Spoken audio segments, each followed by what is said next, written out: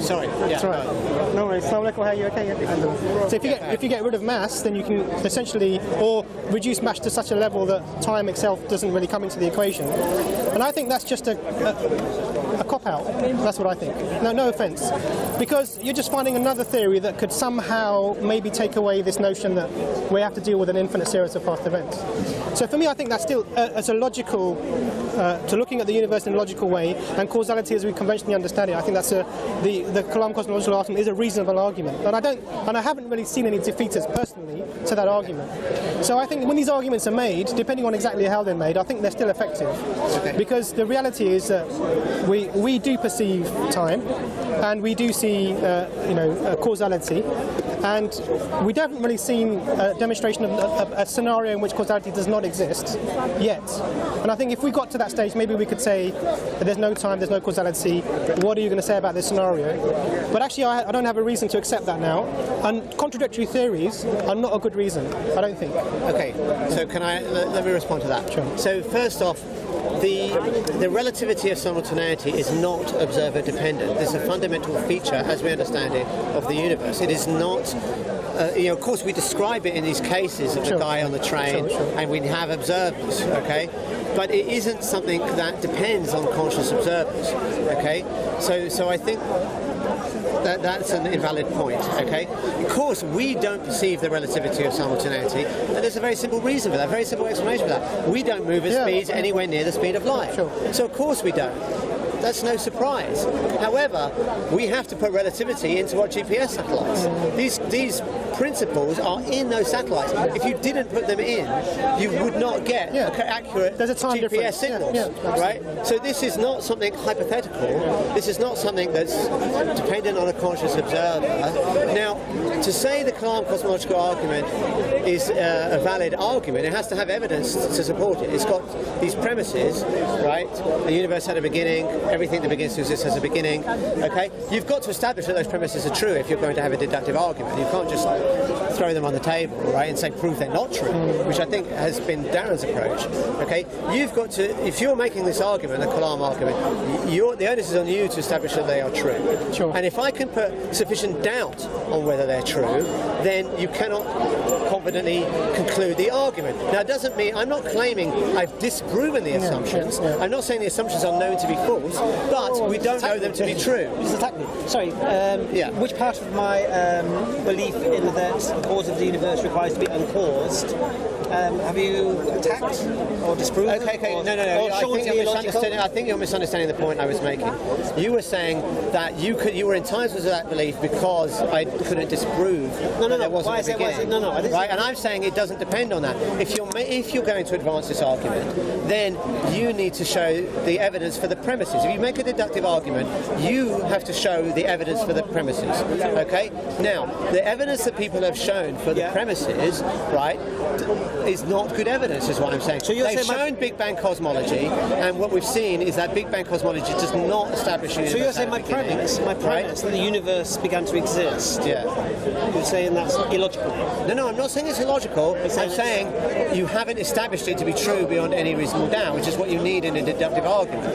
Right? If you're going to make a deductive argument, now if you have a deductive argument with two premises, right? Suppose you say that premise one is 60% probability of being true, and I can't dispute that. Okay? Premise 2 has 60% probability of true, and I've got nothing to dispute that. What's the probability that the conclusion is true? Tell me, Darren. Of what? Of the conclusion being true. I've got two premises. One premise has a 60% probability of being true. Premise 2 has 60% probability of being true. What's the probability that the conclusion is true? No idea. Tell me. It's just multiplying two numbers, Darren. Come on. Come on, you're not that. Well, you want to multiply 60 by 60? 0.6 times 0.6 is what? 0.6 is 0.36. Exactly. So you can do it, right? So in fact, so that means that even if you've got two premises where each premise is more likely to be true than not, the actual conclusion is less likely to be true than not true. Okay. Right? So you have to establish that the premises are true to a high level of probability. All right. Okay. Okay. I've got you. So you understand. Right. So me believing the universe had a beginning, you're saying cannot be proven either way. Correct. So bring something else then. Okay, so to what question? To the same. So the question is the Kalam a valid argument? I'll give an example. Or is there a I'll give an example. No. I'll give an example. I believe the universe began to exist. Okay. I've not seen evidence like you like to do it to say it didn't always. Right. It's always existed. Okay. But I believe it began to exist. Yeah. Because I don't believe we've always existed and the universe has always existed. Expansion and whatever it was. Yeah. All right. So right now we're at an impasse because neither of us can prove our case. I think if I'm honest, I think you're in I think the position that you've taken. I think it's quite. In my view, it's quite weak. Maybe I'm naive about the science of it, but the models you're bringing are mathematical. They're models of the universe. All models of the universe are mathematical. Sure, I understand. Sure, just 1 second. I was going to just allow him in. Oh, you're going to allow him? Okay. I'm allowing him. Okay. I'm allowing him. Okay. Right, we'll come back to it. So now, what other reasons have you got to support what you're saying? Okay, so what reasons have I got to support that the Kalam is a bad argument? No, what other reasons have you got to support the idea that the universe has always existed? I'm not claiming the universe. No. But I'm believing that the universe began to exist. Okay. Right. Now. So the question is that a rationally defended belief? You can't touch that, can you? Okay. So right, let's take the case. Suppose I say there's life on Mars. Okay. There might be life on Mars. There might not be. But scientists are investigating that. Now, if I make this claim, I believe there is life on Mars. Right. You are rationally justified in saying that's unreasonable. No. Because there isn't any evidence to support it. No. It doesn't go that far straight away. If you say I believe there's life on Mars, I'll say, why do you believe there's life on Mars? Okay. Fine. Okay. So why? And then you give me your reasons to support your belief, and then I will then make a judgment whether or not you are delusional or not. Okay, that's fine. Do you understand? Yes. So when someone says to me about proof there's no spaghetti monsters and all that nonsense, I simply ask them, do you believe in spaghetti monsters? No, of course. Right. Okay. So the belief, you have to have reasons to hold the thing. So I say it again. Right, agreed. So I believe the universe had a beginning. Right. Because I don't believe it's always been here. Right. And I don't have any, I'll be honest with you, I couldn't give you scientific reasons. I'm sure if I went and researched, I could find something. All right. I'm sure you could. Right. But you've got nothing. But you've got nothing in the alternative way to say the universe has always existed either. Okay, I'm not claiming the universe. No, but you have nothing, that's the point. Right. Whether you're claiming it or not is irrelevant. You have nothing. There is nothing. All right. So at this juncture, you're in no position to tell me the universe didn't begin to exist. Because what you're saying to him essentially, it's just to summarise, it's that I don't know, but you can't know either. Exactly. Yes. Which is I think that's unreasonable, because the thing that you're bringing, and it goes back to my point I was about to make, the thing that you're bringing to say that I don't know, therefore you can't know, are two contradictory mathematical theorems, and that's a problem. Because actually there's no coherence in the argument you're bringing. You're bringing an ad hoc argument on. Actually there's a theory. What's ad hoc? So the idea that because we know that everything was, the mass was, not the mass was increasing, but the density was increasing. Yes. And therefore time would still have been acting on that scenario. But then you bring another theorem that says actually if there was no mass, then the time wouldn't act in that way. But these two things are not directly reconcilable. What do you mean they're not reconcilable? So was there mass at the beginning of the universe or not? We don't know. Okay, we don't know, but there's good reason to think there wasn't. What's a good reason? Because the Higgs field would have switched on after the Big Bang. That's how we model that's a presumption of the universe. Yeah, it might not be true. Yeah, so there are reasons. So this to is think the problem. This is the thing. What I'm saying. There are reasons to think this. It's not ad hoc. It's not someone just suppose. Oh, maybe there was nothing. Sure. That's not. No, I'm not saying that, because obviously the science is much more developed and nuanced than that. Yeah. But what I'm saying is when it's presented as a defeater, it's presented in an ad hoc way. I'm not presenting it as a defeater. Great. So we're agreed then it's not a defeater. What I'm saying is, you don't need to prove, if you have a deductive argument, right, then you don't need to prove that the assumptions of the argument are false. You only have to show that they haven't been shown to be true. Then the deductive argument is not a valid argument. Darren, look, if you believe in God for some other reason than the Kalam argument, then that's a separate conversation. Agreed. Okay. No, but that's talking about the universe here. Right? Stay on but point. if you're saying that the Kalam argument provides evidence for God, right, then you need to show that the premises are true. Okay? It's not enough to say, oh look, he doesn't know and I don't know, so I'm justified in saying the premises are true. You're not justified in saying the that's not the premises point, are is true. it? You have to show that they're true. Well, let's go back to what I just said to you. Right now, I know the doctor says you're in a weaker position, but I'm going to allow him the equal position. So you can't prove it, I can't prove it. Right. So what else you got to support what you're thinking? You haven't got a position, have you? Okay, so it depends on what question you're asking. Beginning of whether the universe had a beginning or not. Okay, I don't have a position. You don't have a position? Right, correct. Does it matter? Well, it matters if you're going to use the beginning of the universe as an argument for the existence of God, or as evidence supporting the existence of God. If you're going to use that, then yes, it matters. So if the universe did have a beginning, you then concede it needs a cause? No. It doesn't need a cause, even if it has a beginning. We've been on holiday. So how did it begin? You come back now. Okay, so let's take the case where it does have a beginning, because it might have. That's what I'm saying. So let's take that case. Yeah. Does it make sense to talk about a cause? Everything we know about causes is that they happen before their events. Yeah. But what we understand about the universe now, and we've only really understand this since Einstein, really, I think, is that time is part of the fabric of the universe. Yeah. Okay, space and time are not these two completely independent things. They're tied together. They're part of the fabric of the universe. Right. So if the universe had a beginning, there wasn't any before. You can't talk about before the beginning of the universe if it had a beginning, right? And therefore, what we understand about causes can't really make any sense anymore. Because if I asked you, to write an essay, what were the causes of World War II? You would say Germany invaded Poland, you might say the Treaty of Versailles upset the Germans, it turned them into fascists. You're going to be talking about things that happened before, right? Whenever I talk, are you familiar with something called the Hill criteria? No. So you understand that... No. I know, I'm going to try and explain it to you. Oh, I thought you were explaining like I knew it. So the Hill criteria, so in the statistics, you can show that there are very strong correlations between things that obviously have no relationship. A good example is there's like a 0.97 correlation between the number of lemons that have been imported into the United States from Mexico and how many road fatalities there are. Sure. Now, no one thinks that these two things are causal. Yeah. So you have to say, well, okay, they're highly correlated. How do we establish that A cause B? And there's something called the Hill criteria, which is what most people in medical statistics and in social sciences, and they use these criteria to try and establish that A caused B. And one of the criteria is A had to happen before B. If it's going to be a cause of B, it had to be before. So the problem is, if the universe had a beginning, there is no before. So and therefore you can't, you don't have a right to demand there must still be a cause. So this is where the language, exactly fails in actually the analysis. Okay, go on. And this is the problem. So the way of phrasing it is without using time references. So was there so when we say that the universe had a beginning, that it assumes that there was a circumstance in which there wasn't a universe. No time in that statement. So I accept that there was a circumstance in which there was no universe. And then the universe came and time and everything else started. The problem is and then implies there's time. Sure, but the whole point is if the universe had a beginning, there can't be any time. Sure. So there was a circumstance in which there was no universe. The universe started. Because we're here.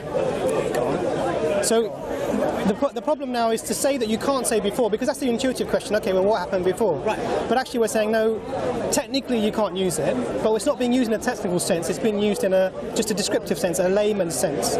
So maybe to say that there was a circumstance in which there wasn't a universe, and now then there is a universe. Now that implies a beginning. Also implies that the cause of that beginning had to be outside of that universe to start with, because if the cause had to exist before the effect. We're using the word term before. Exactly, but you can't. That's the whole point. You are not entitled to use the term. But this is the problem. If there isn't any time. So this is where the language doesn't allow the analysis, but the analysis is not flawed. Okay, it's not just the language. It's the fundamental concepts, the rationality of the concepts. If there's no time before the universe, you can't talk about a before. So according to your principle, then you said the universe could never have had a beginning. I'm not saying it couldn't have had a beginning. You are saying that. How am I saying that? So how did it begin? I don't claim it did begin. He's saying it did begin. No. Okay, I know that title I was. think Imran's understanding what I'm saying. You just conceded if the universe had a beginning. if it had a beginning, what I'm saying is, then you cannot demand that it must have had a cause. Why not? Because everything we know about causes How does it begin without a cause? Well, okay, I don't know. I'm not claiming to know the ultimate origin of all things. It's the theist that's claiming to know the origin of all things, right? I'm not making What claims if time doesn't apply to the cause of the universe? Sorry? What if time doesn't apply to the cause of the universe? Well, if time doesn't apply To the cause of the universe. right, then you cannot make a claim that there must be a cause. Why not? Because, as I said, if what we understand about causes is they are temporal. A cause happens before its effect. So if the universe had a beginning, right, you cannot demand there must still be a cause because there isn't a before the. Let's reverse the question. Maybe to understand, let's reverse the question. If there was let's just reverse the question. Okay. I assume that there was a circumstance in which there wasn't a universe. We have a universe. Okay. So for me, there has to be a start process. Is it not recording? And I say the universe is an effect, and therefore there has to be a cause. And now that cause is outside of time because automatically we don't have in the universe. It's not in the universe. It's not, and that cause has to have just a conceptual analysis. Has to have at least as much power as the mass within the universe. Why? Energy. Why? Because if you're gonna, if you've got, Why does it have to be powerful? I explain it. If you're going to have an effect, can you have, as we understand it, can you have an effect that's greater than the work you put into it? Well, it depends how you're defining work. So say if I have defining an elastic band. Okay. And my muscles are only so strong, I can only stretch it to a certain limit.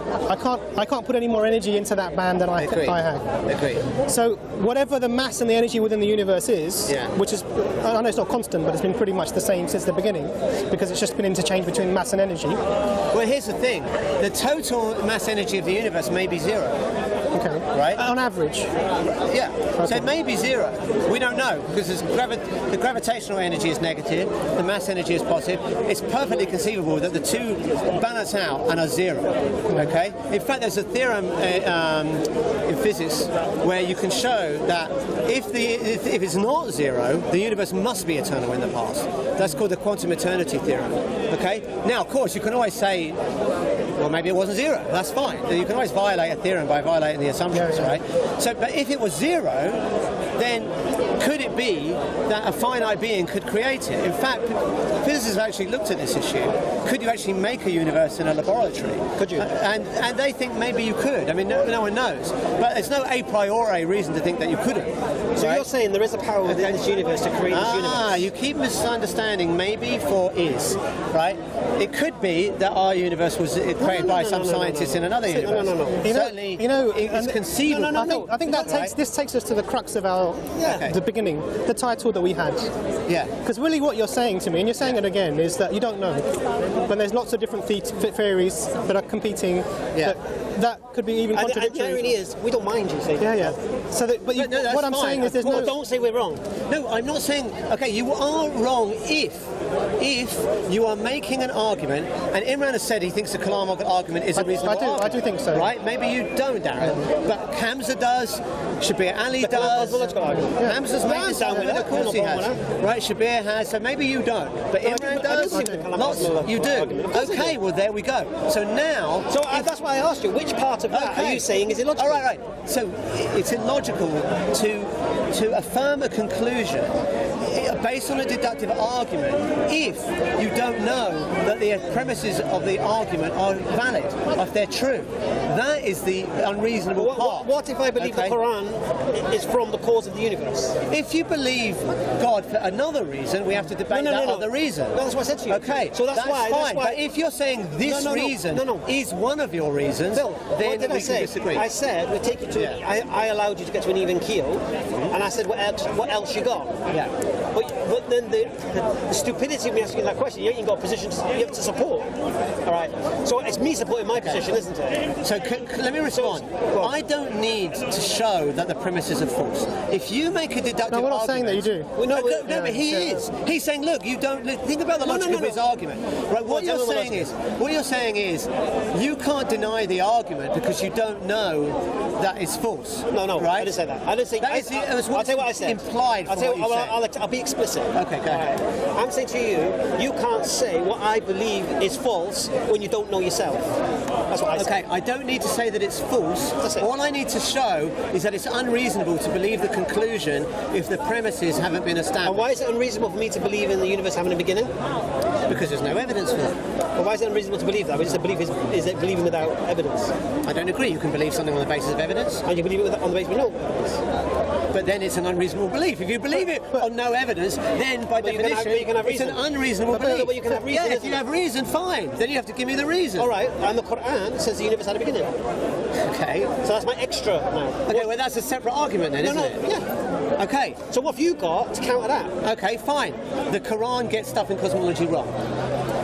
What claim about cosmology does the Quran make? It says there are 7 heavens. One above the other. What does the Quran mean by that? Well, it says, okay, so let's try and see if we can... This is a change here. Should we allow the change? Let's see. If you want to change the topic, fine, okay? But this is I don't think we've come to a conclusion on the other. I'll be honest with you. Yeah. So, all right, before we move on to it... You can carry on. I'd rather you conclude. Okay, I would rather... Because I want to watch this video and I want to learn from it. I'd rather not go to a different topic. We can do if you wish, but I'd rather stick on one topic at a time. I don't want you challenging the Quran. Okay, fine. Let's stay on this topic then, on the Kalam argument, right? So I can say, look, if you believe it and there's no evidence to support the premises, that's an unreasonable belief. That is what I'm saying, right? I'm not saying your belief is wrong, but it can be unreasonable even if we don't know if it's right or wrong, right? If I say, I believe there's life on Mars because I had a dream there was life on Mars, that's unreasonable. Agreed. Right? It's not necessarily false though, is it? There could be life on Mars. No, that's why you believe it. Right? Exactly. So if I believe it for bad reasons, it's an unreasonable belief. Yes? Right. So for the Kalam argument, right, if you believe that the Kalam argument is valid because science has shown there's a beginning, or because you think there's a logical inconsistency with thinking that things can be infinite, then these are bad arguments. No, what I would do, I would look at the claims of whoever makes the claim the universe is infinite, but you don't make that claim. That's what I don't get. You're not making the claim the universe is infinite, are you? No, I'm not. But just as I wouldn't be making the claim that there isn't life on Mars. But you would still be unreasonable if you believed there was life on Mars because you dreamt it, right? I would have no evidence that there isn't life on Mars, right? But I can still say you are unreasonable for believing what you believe. The universe had a beginning. Right? Let's just take the example of life on Mars. Let's presume you believed in there was life on Mars because you had a dream there was life on Mars, right? That would be an unreasonable belief, and I would be epistemically entitled to say it's an unreasonable belief, even if I have no evidence that there isn't life on Mars. Right, I get that. I don't need evidence that there's no life on Mars. Right? And I have no evidence that there's no life on Mars. Right? I don't need it. I can say your belief is unreasonable because the evidence that you've put forward is shoddy evidence. Right? That's in part. Do you understand the criticism? Right. So if I make a claim, you challenge the claim of what I believe. All right. Yeah. So you're asking me why I believe the universe had a beginning. Well, in this case, we're talking about the Kalam argument, right? Is it a valid argument? If I'm not asking you personally whether you believe because of the Kalam argument. I don't really care what your personal beliefs are. No. We're debating intellectual arguments that people have advanced. No, I appreciate whether they're valid arguments or not. I'm just trying to understand. Okay. So, because I don't get this idea about if the universe had a beginning, it can't have a cause because time and this, that, the other. When time only applies to the universe. Okay. And if the universe didn't exist, if there is a cause of the universe, which it must be if it had a beginning. No, but that's the point. You can't say there must be. Because... So you're saying the universe could begin without a cause? Is that what you're saying? I'm saying you can't talk about causes. No, you said... any confidence... We used the example. There's no time. We used the example, didn't we? We accepted if the universe had a beginning. Yeah. You're saying it could begin without a cause. Sure, okay, sure. Is that what you're saying? Yeah. Based on what? Based on our understanding of causality. Our understanding of causality is that causes happen before their effects. But if the universe had a beginning, then there's no before. Therefore, the unless there's a different time. Unless there's no time. Therefore, the condition of causality is not present. Okay. So at what point? So let's put it this way. No, I don't get it. I don't understand this is principle. This is where it falls down a little bit. This is where, you know, it's because you haven't thought about the nature of time and causality. No, the time applies to the universe, doesn't it? Yes. I don't Time believe. is something Right. So I don't believe Yes. anything in the universe. Yes. Is anything to do with the cause? No, I know you don't. That's not the point. Right. No, it is the point, because you keep applying the principle of this universe as a condition on the cause of it. And I don't get that. Okay. Let me try and explain it. Let me try and respond. It's perfectly. I don't say there couldn't be some cause that we don't understand. Some cause that's not part of time, which I think is what you're asserting. Right? No. You're saying you're definitive in this. You're saying there can be no cause without time. No. I'm not saying that. No, I think you misunderstood my point. What did you say? I'm saying you are not entitled to demand there must be a cause. Why not? Okay? Why not? Because everything we understand about causes is they happen before their effects. All right. Do you know of any effect that happens without a cause? Possibly. Give me one. Radioactive decay. Which particle decays? What causes the particle to decay? Okay, no, it's not that okay, let me try and explain. We understand how particles decay and what causes them to decay. They're unstable, okay? But what many physicists advance is that if you take the half-life of a particle, okay, there is only a probability that it will decay, and which of the atoms decay doesn't have a cause. Can it decay without a cause? What's the cause of a radioactive decay? Okay, it's what needs to happen to the particle? Okay, the substance has to have an unstable mass. Okay. Right. So the cause of you're missing the point. The issue is which particles decay, not whether it decays. No. Why they decay? No, but that's not the question. Well, of course we are. Why does it have the effect? No. What? You're missing. You're totally misunderstanding the point. Can a particle decay if it's not unstable? Not to my knowledge. Right. So for a particle to decay, it requires to be unstable. Yes. So the cause of a particle is its unstable but you're nature. missing the point, Darren. You're missing the point. Missing this point. Okay. So let me try and explain it. It's not whether the particle whether the substance decays. It's which particles decay that is considered not to have a cause by actually the majority of physicists. But if you're talking about particle decay, we're talking about a particle that's decaying. We're not talking about the particles on. No. When you have a substance, let's take you've got a pile of carbon-14. Okay, it's going to decay to is it carbon-12? I think, right? From my memory. Okay. So the issue is not do we understand why does it decay from carbon-14 to carbon-12? It has a half-life. You understand that, right? And the half-life is, I don't know, what is it, 5,700 years or something, right? Something like that. Okay. The issue is not whether it decays or not. The issue is which half decays. Okay. What is causing one half to decay? What is what? Causing one half and not the other. Okay. And as far as physicists understand it, and many physicists advance this, there is no cause for one why. Or they don't know what the cause is. Well, that's one interpretation. Funny thing, you should have said don't know at that point. Okay. Ironically. Well, okay, the point is, you've asked, is there something that may not have a cause? Well, no, okay? and that's an example of something that might not have a cause. I don't believe but that's not, it's irrelevant to this argument. You just use, you just use a particle decaying as not having a cause, and we've already established for it to decay, it requires to be unstable, therefore that's its cause. We just can't predict it. Again, you've misunderstood. And then obviously, there are two questions. And then the second question is this: what causes the particle to become unstable? That's what you can't answer. No, that's not it. No, you've not understood the problem. There are two questions, okay? One, concerning whether the particle decays or not, what are the conditions for the substance to decay, okay? But there's a second question. So that is not what we're saying is a cause, or what some people claim. All right, let me repeat my question. Let me clarify, right? There are two things that you're confusing, right? One is whether something will decay. But the second question is which half decays. And it's the second question whereby it is thought there may be a breakdown in causality. Well, that wasn't what I asked you. Okay, I know, because you've confused the issues. No, I don't think I have. Why is it a breakdown of causality? All right, but well, tell me, what is the cause? What is the cause for why one half decays and what the other? They're identical. Because it's unstable. No, but that doesn't answer it at all, Darren. Why does it decay? Because it's unstable. No, it's not why it decays. So if we cannot, it's why one half. Why this particular particle? And why the other half doesn't when they're both identical. Right. What is the cause, Darren? You tell me. I don't know the cause. Why would I know the cause? Okay, but you're asserting everything has a cause. You don't believe it has a cause? Well, many physicists don't believe that. I'm not saying... No, they don't know it. Well, does that mean they assert that it doesn't because the two are identical. So for no reason? Yes. So for no reason it becomes unstable? Yes.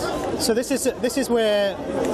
To make this a claim about this is now an uncaused effect is simply this. I would say science of the gaps. I really would say that because there's some process that's occurring. Okay. Because actually there is nothing that, as far as I'm concerned, some effect that would have the cause. It's just that we don't know how this particular half becomes the unstable just because we don't part know of that. I mean, it's not carbon-14. Okay.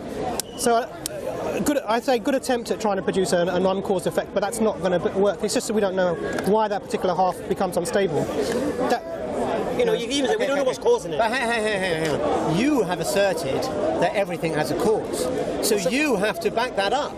So I'm asking you what is the cause and you can't tell me. So you are in the don't know of the gaps argument. No, but you're already asking me what the cause is. We're taking your position. So what is the cause? I don't know what the cause is.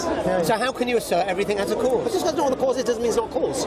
Right, but you can't prove that it has a cause. Well, how are you establishing that everything has a cause? So what? Okay, I'll tell you why. All right. So and this goes back to the principle. Just step back a bit. We go back to the basic principles. Yeah. So from a small population of observations, we then generalise to the larger, population. So everything that we observe within the universe, every effect has a cause. So you've given an example of something that looks like an effect that we don't understand if there's a cause or not. I would say, looking at, and this is a scientific approach, looking at our observations of within the universe, there is a cause for that, we just don't know what it is yet. But that's an assertion without evidence. No, it's not. The evidence is... What is the evidence? The evidence is all of the observations of effects within the universe, for every observation, having a cause. But that's a circular argument, because you're basically saying, I observe all these things that have causes, and I've got these things that are, let's say, candidates for non-cause, and I'm going to assume that they have causes because the other things I've observed have causes. So let me... But then, basically, you're basically saying, I'm not going to let any contender for a causality into my equation, right? Because I'm just going to exclude that on principle. I'll make it a bit more concrete. I'll make it a bit more concrete. We've always observed the sun rise in the morning throughout time. Yeah. I assume that this is going to rise tomorrow as well. Yeah. May not. Right.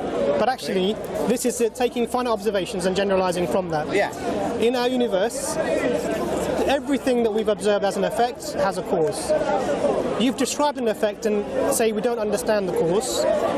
And I'm saying that that's a problem of a lack of knowledge. Well, that's what you claim. Other people claim it's not a question of lack of knowledge, and it's fundamentally random. There's not a reason why one half decays at this point and the other half doesn't. Okay, that's what many physicists assert. I'm not saying they're right. But that's what they assert. So it's a random process, right? Yes. Okay, so fundamentally random. We're not talking. There's different definitions of random. Okay, what we're talking about. There's one definition of random is simply you can't predict it. Okay, that's not what we're talking about. What are you saying? This is fundamental randomness.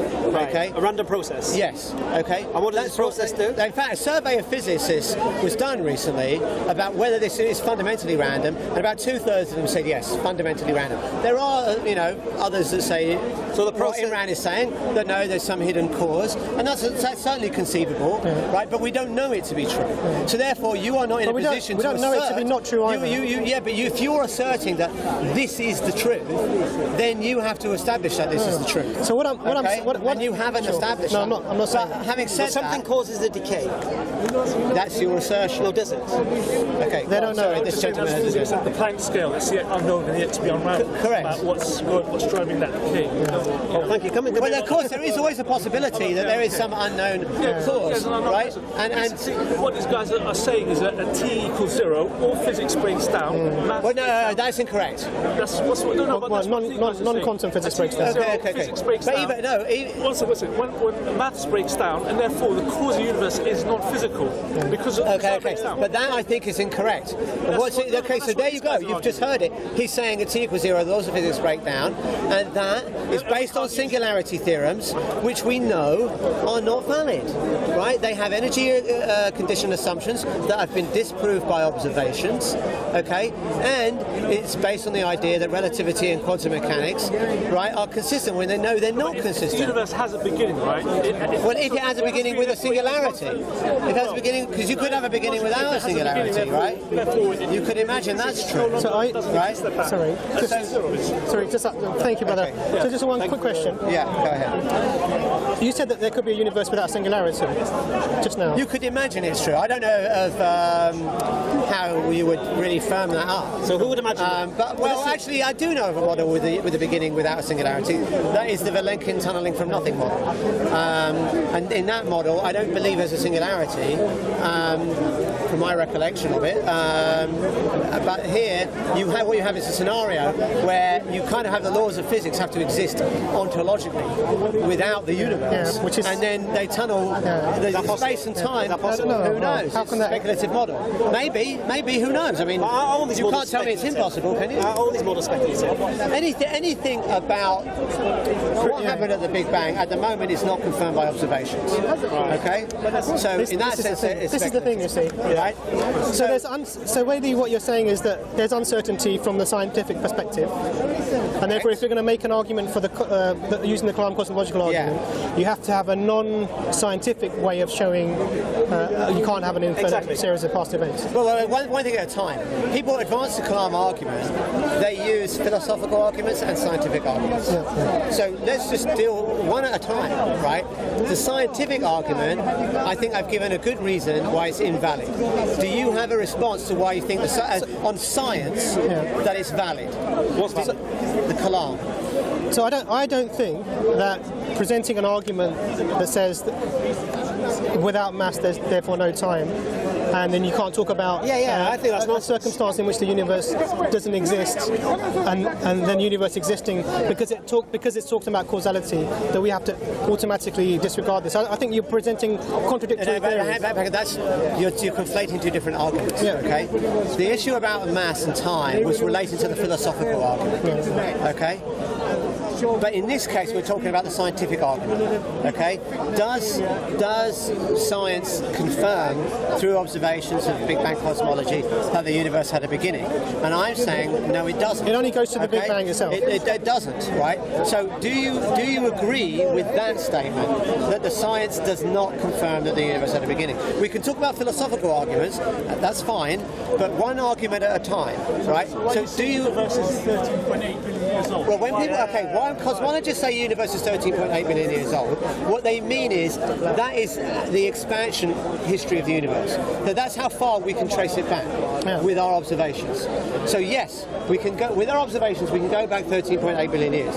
At 13.8 billion years, we are unable to say what happened. Now there are theorems, as I said earlier, proven by Penrose and Hawking, which shows that event actually is the beginning of the universe. However, what's happened since those theorems were developed in the 60s and 70s is that we now have reason to think, and some of it observational reasons, some of it theoretical reasons, to think that those theorems no longer apply. Okay, and in fact, Penrose and Hawking, I've interviewed both of them, and both of them say the Penrose-Hawking theorems do not apply to the universe. Okay, one reason is there's something technical. It's called the energy condition. We know from observations that it's violated, but more importantly, what physicists think now is that there's a conflict between relativity, which is our theory of large-scale structure of the universe, and quantum mechanics. And those singularity theorems only use relativity. They don't have any quantum mechanics involved in it, right? So what cosmologists have done, and actually here is a reason to think the universe may be eternal into the past. I don't think it's a very strong reason, but it is some reason. What cosmologists have done, or what physicists have done, is they've developed a number of approaches to try and unify quantum mechanics and general relativity. String theory is one example, but there are others. And this is very important. String theory is not the only approach. There's something called loop quantum gravity, another one called Hajava lift shifts gravity, and another one called causal dynamical triangulations, or is it causal set theory? I can't remember. But certainly the big three would be string theory, loop quantum gravity, and Hajava lift shifts gravity. Okay, those are the three most cited. Okay, now people have developed models of the Big Bang using these theories, and what is very interesting is that all of them have the same conclusion: the Big Bang is not the beginning, and singularities are not allowed, and the universe then always exists. Okay. Now, of course, we don't know that these theories are right. They haven't been tested. We don't know. But the fact that they all come to the same conclusion is at least, Phil, can I suggest just one quick thing? Okay, but the thing that I'm getting from this is that because quantum theory and general relativity contradict, they need to be overhauled. We need an overarching theory that would actually correctly explain things back. I agree. So we came to the same situation. There is uncertainty that you can't get past. Okay? Yes. So we have to put the scientific method of arriving at conclusions about that, at least currently, to the side for a moment. Okay, so can we agree then, yes or no, that science does not establish the truth of premise 2 in the Kalam that the universe had a beginning? I think what we can agree on is... Can we agree on that? It's not a yes or no answer. I think what we can agree on is that science doesn't establish anything.